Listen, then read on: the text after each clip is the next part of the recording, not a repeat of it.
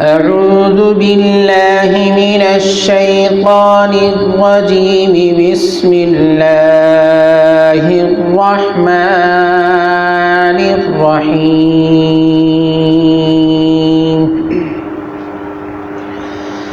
سبحان الذي أسرى بعبده ليلا من المسجد الحرام إلى المسجد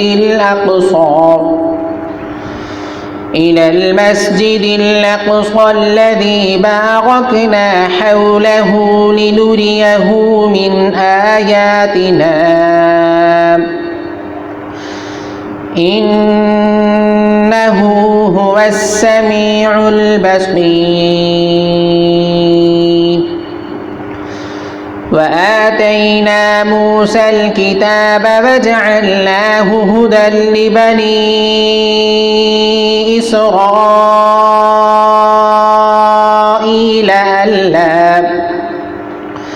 ألا تتخذوا من دوني وكيلا ذرية من حملنا مع نوح إنه كان عبدا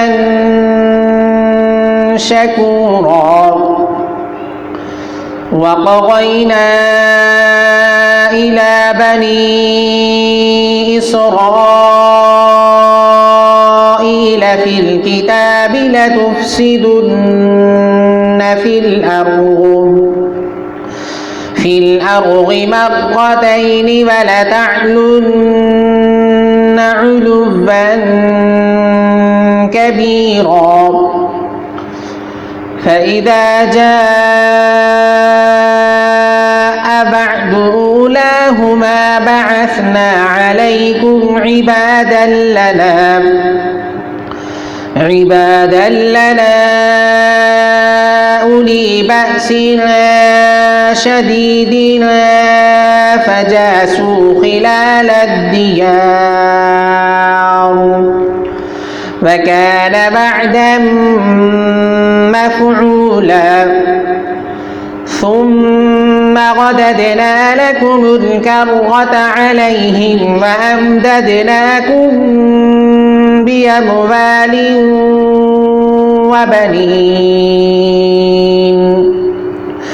وبنين وجعلناكم أكثر نفيرا. إن أحسنتم لأنفسكم وإن أسأتم فلها فإذا جاء بعد الآخرة ليسوءوا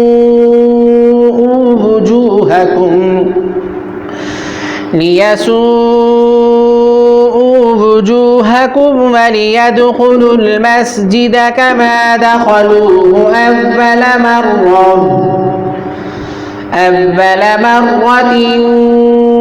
وليتبروا ما علوا تتبيرا. عسى ربكم أن يرحمكم وإن عدتم عدنا وجعلنا جهنم للكافرين حصيرا. إن هذا القرآن يهدي للتي هي أقوم ويبشر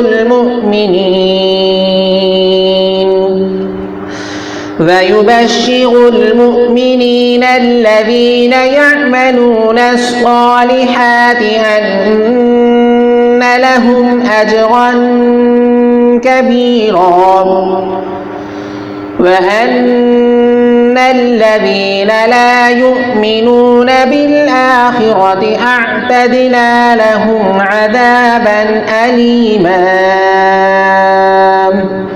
صدق الله العظيم.